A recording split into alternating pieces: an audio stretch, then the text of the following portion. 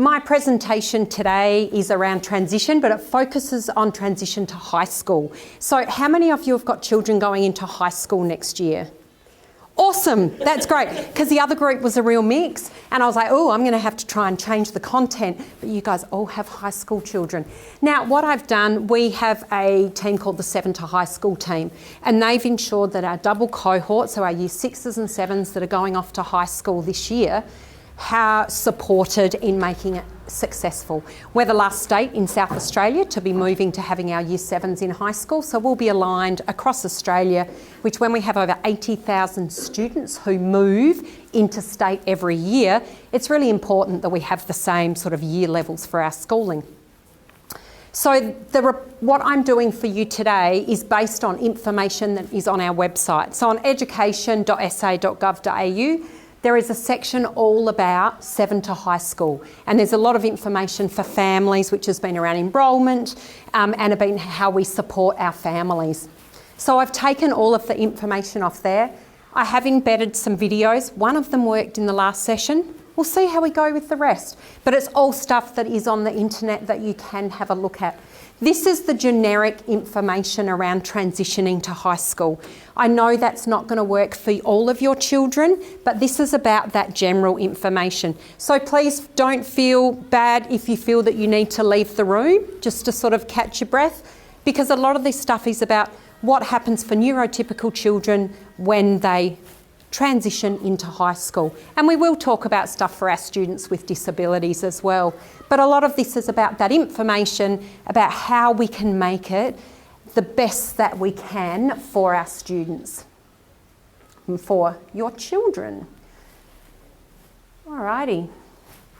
So the session today is going to cover information about how you can help your children, safety and wellbeing in high school, that high school transition, getting to and from school with public transport, if that is relevant, support for students with disabilities, and the benefits for your child of going into high school.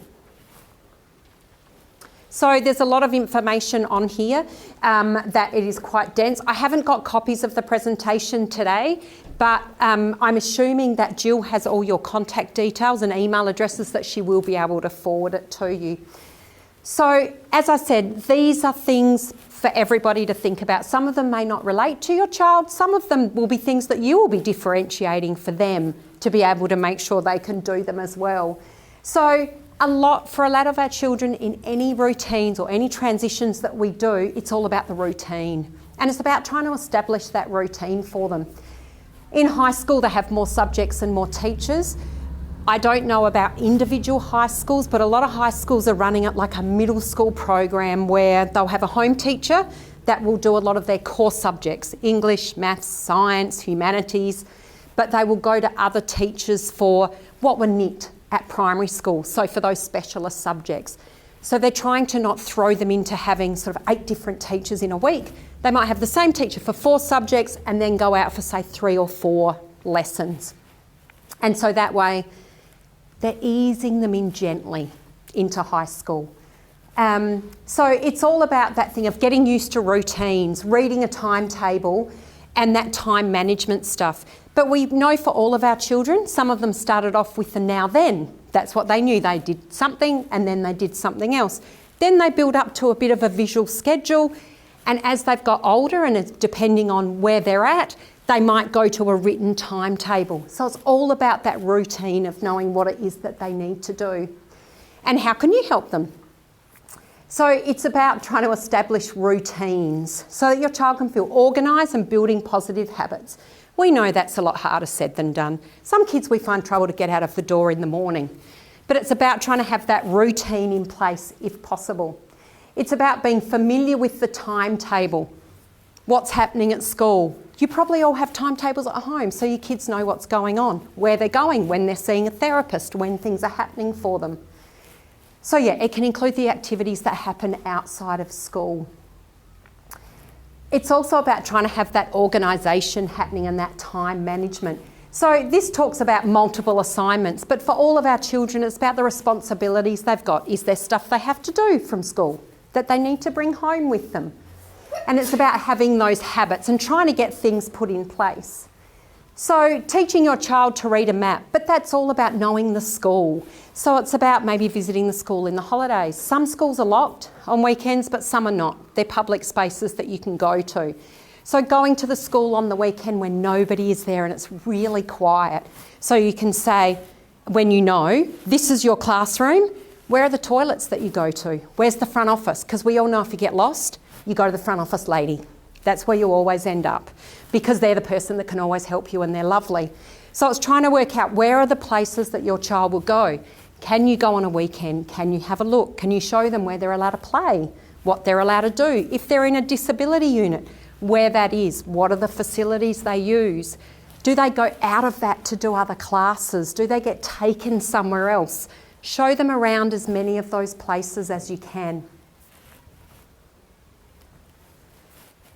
So transition days. So this year, the attempt is that every high school will do transition on the same day. And I think the lady said 3rd and 4th of December are the dates that they're meant to be. Some schools are doing year 6s on one day and year 7s on the other. Some schools are doing 2 days, both days. So if possible, and I'm not sure what's happening with special classes and disability units and special schools, every school is individual as to how they're running their transition programs. So it's a matter of knowing what is available and what they are doing for you. Have you all received information packs from the school that your child is going to? Yes, because they were all meant to come out in week 7. So, and we're just now trying to work out if there are any children that have been misplaced within the internet so that we can make sure that every child has a school for next year. One of the things as well, how you can help, is about speaking to your child positively about transition and about going off to high school. We know it's a stressful time for any parent, for their child to be moving into a new school, and they really pick up on our vibes when we're not feeling very comfortable about things. So it's about trying to fake it till you make it, that high school's going to be awesome and your kids are going to love it. And it's about your child being more likely to look forward to starting school. If you're positive, they will be positive. Sort of rubs off on them as well. Getting involved as a parent, it's not as easy said as it is done. So it's a matter of, if you're able to be part of that community, knowing what's going on for families, what is available, and being involved where you can. It's about attending any of those information sessions, open nights, and any of those get to know you events. Because it's not just about your child, it's about you as well. It's about you trying to develop friendships and relationships with other families who are going through the same things as you, so that you've got someone that you can talk to. Or even being linked in with a family who's already at the school so you can ask them those questions that you really don't want to ask anybody else. It says here, and as I said, I got this off the internet, so ask your new high school about opportunities to volunteer. Again, with COVID, that's not as easy because a lot of volunteers have had to be removed because of COVID, but it's another thing that you can think about. And I do love this one, consider nominating for the school council. That's a huge responsibility to be on school councils. It's not easy. Or attend a school council meeting as an observer. It's just trying to give you ideas. You do that in a double school council in most cases. Yeah. And they know, they pick the parents and go, oh, you'd love to be on the school council, wouldn't you? Yeah. Visit the school's website, but also majority of schools have Facebook pages now. So it's one of those things you can follow what's going on there. And it's also finding out what is the communication app that your school uses for that year level, I suppose for high school it would more probably be a year level or that home group. And always asking for help. If you don't know how to use it, if you don't know how to download it, it's getting help from the school to be able to do that. And also one of our biggest recommendations is find that one person who is your go-to person at school. Whether it be the classroom teacher, a year level coordinator, it might be a special ed teacher. Have that one person that you go to for everything. You don't want to keep retelling your story every time you contact the school and somebody doesn't know. So you can go, you have that one person you can email, you can phone, to talk to ask questions, maybe to help solve some issues that you've got happening with individual subject teachers at the school. Okay, safety and wellbeing in high school. So within the department, your child's wellbeing is just as important at high school as it is in primary school. So we have a lot of frameworks already in place that exist within our schools to manage those interactions between students of different ages. So we have a number of schools that are birth to 12, reception to year 12. We have our area schools and our primary schools, and they all know how to try and manage having those younger children interacting with older students. Some schools might do mentor programs, they might get a buddy who's an older student to look after them. It's really hard because every school does it differently because they do it to meet the needs of their school community, the number of students that they have, how big or how small the school is. And schools will also provide dedicated wellbeing support to help our year 7 and 8 students to adjust to those new routines, but also that different academic demand that they have at school. But that's for all of our students because, as we know, all of our students are learning no matter where they are at within their school journey.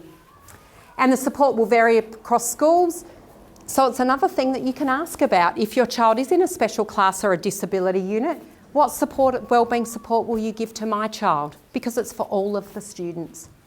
So now we're going to watch a video, and we have to watch it on my little computer because it won't go up onto the big screen.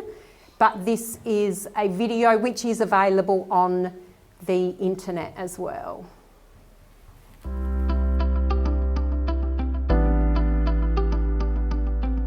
The peer leaders from year 10 were really nice, welcoming and understanding of us. Often it was the parent that is concerned about the safety of their child because they've come from a smaller setting. The child is one of the older students in the school, and then suddenly they appear at Clare High School as the youngest, and they are just worried.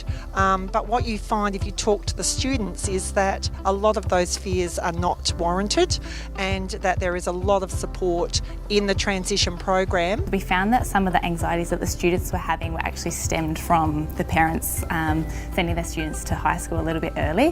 So we found that by making the parents feel at ease, that would rub off onto the students. It's not scary, it's just going to a new school is fun. You get to meet new people, you get more friends, I guess. Yeah, it's not as scary as you think it is. So when we first come, we didn't know many people. We were really scared, but after 2 weeks or like a week or so, you just feel normal. On my first day, I realised that there's nothing to actually worry about, and your teachers are here to help you, and they really help you through the process. It was a really great experience.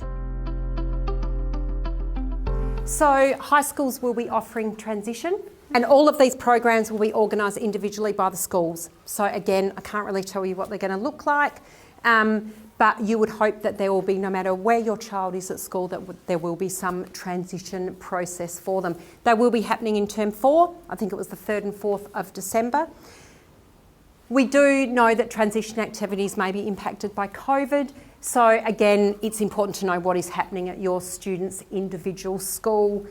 And the schools will find ways to connect with your family and make your child feel welcome. A lot of information has been done by the 7 to high school team for all of our primary schools and for our high schools to make for a successful transition. So we're making sure that things like the One Plan, if your child has one, that will then be sent to the high school ready to go so that they have it ready for those transition meetings. They're also ensuring that if your child is getting any additional funding at school, that information will also be sent to the high school before the end of this year, so they have that information ready to go to be able to support your child. What we're looking at as well is that a lot of schools will be organising transition meetings for you, but if they haven't and your child does have additional needs, please make sure you organise it, that you ask someone to organise it for you. So you can have somebody from the school involved. If you have a special educator from Student Support Services involved, they're happy to help facilitate those meetings as well. Because we know how important it is for the new school to know everything about your child ready for that transition, because we want to make sure that first day for them is successful. So it's not about them going, oh, let's wait till next year and we'll do it in week 3. It's like, no. We need to do it in term 4 so that everybody's ready to go and they have all of that information ready, but also any supports in place that they need. Some of our schools have had new builds over the over this year, and I know they're trying really hard to be able to get parents through those new builds before the end of the year. but that may not be possible because COVID held up buildings being finished. But I know they're working really hard to get as many finished as possible on time. The settling into high school video is the video we watched before. Unfortunately, I've obviously cut and pasted the wrong link.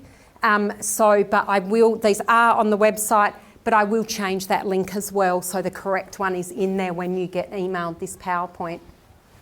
Now, as I've said, we know this isn't going to be for all of our children, but getting to and from school is important. It's important about knowing where you drop your child off in the morning, where you pick them up. Is there a dedicated spot? Is somebody going to meet them if they need it? Do you need to walk them into a classroom or a disability unit? Is there stuff in place for your child? If you've got a child who's going to be doing transport training, the department, in line with Adelaide Metro, have organised new and expanded bus services to cater for those extra students starting high school next year. Timetables aren't available yet, but they will be available later this year on the Adelaide Metro website.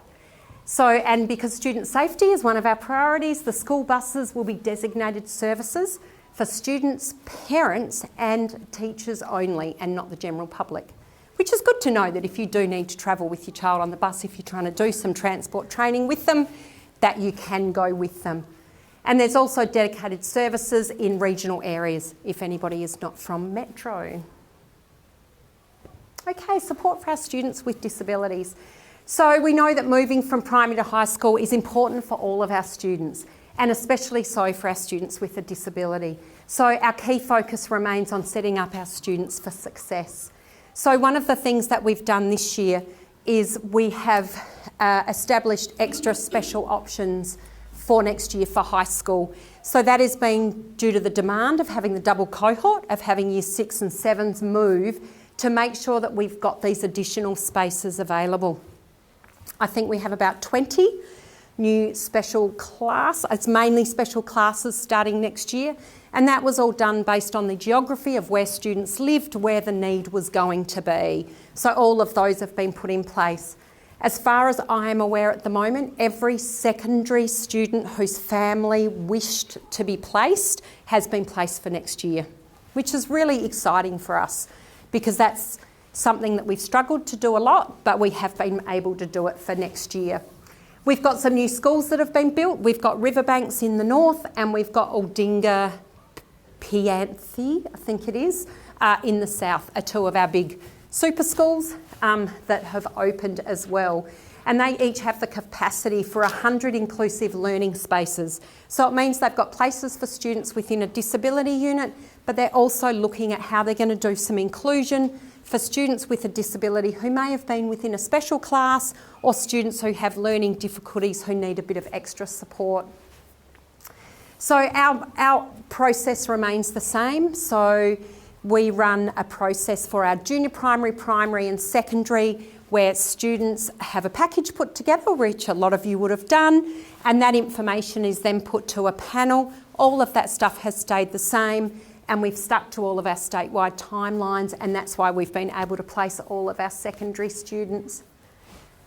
So we know that when your child moves to high school that a review process is undertaken to see if that is the most suitable option for them, and it's also about meeting with you as well to see if that's the option you would like for your child. So we certainly look at eligibility, but we also look at suitability as well, and part of that is talking to you. So I'm really hoping as part of the processes you have been involved, so your voice and your child's voice has been part of that process. So your primary school is your key source of information about moving to high school. They've been sent a lot of information to share with you. I think one of the, this morning they were telling us there were dates up at the primary school so they could see when everything was happening for them. And they will certainly keep you informed as to what is going on around your transition. Now, and obviously all of your children know where they're going next year and you know where they're going. So it's all ready to go. Now, let me just, no, we'll go to this one. So, benefits for your child. From specialist learning facilities and teachers to extracurricular opportunities and new friends, your child has a lot to look forward to starting high school. And some of the benefits can be seen below. And so we know that all children access the Australian curriculum. So it doesn't matter what level of schooling your child is at. If they're not quite reaching the Australian curriculum, we do have ABLES that we use for a lot of our students, and that's to help them work towards part of the Australian curriculum. And we do try that all of our children either get their SACE or the modified SACE by the time they leave school at the end of Year 12. So moving in Year 7 to high school also brings us into line with all of our other states, as I said earlier. And then we've got a video that I'm going to show you which talks about schools that have actually already been through it and have their 7s in high school already.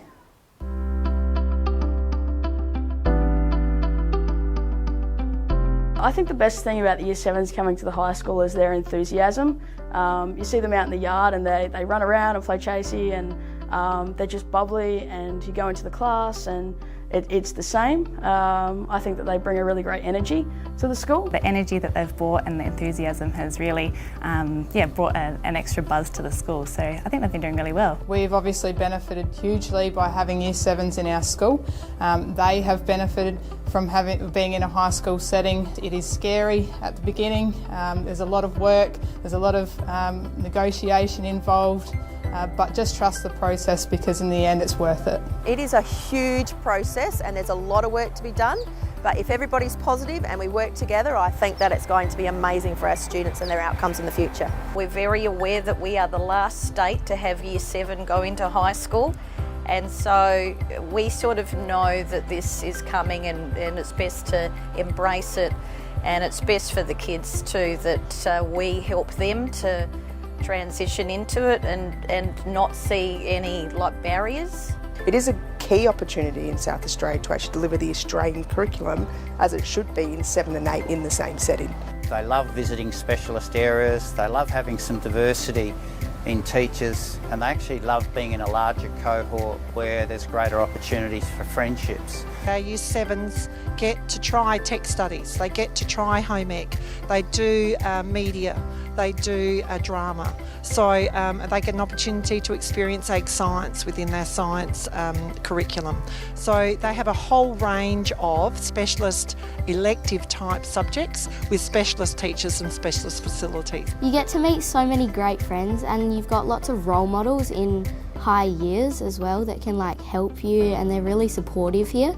I like changing into different teachers, not always having the same teachers for every lesson. Both the boys and the girls, I've noticed, are very ready for a secondary setting. The benefits are that the students are able to connect with a wider range of students.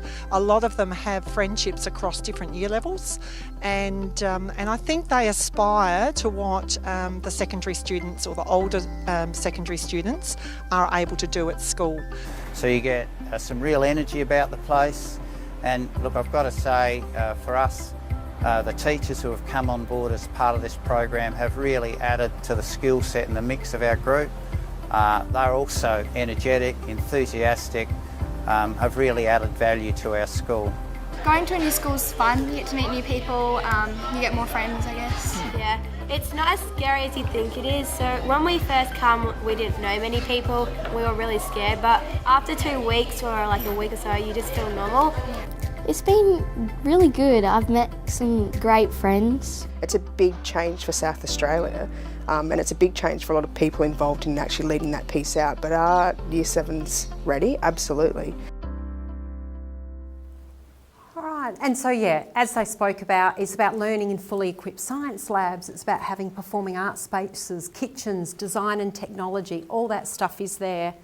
And I think we find as well that our students that are within special classes or disability units that sit within those mainstream schools, they do try and give them access to all of that stuff as well. One of the things that we have talked about and that Ian talked about this morning was around that inclusion. And we know that it is something as a department that we are working towards inclusion, but it's not something that we want to do just to say we do it. We want to make sure we do it authentically. And doing that means it's going to take time for us to be able to do that.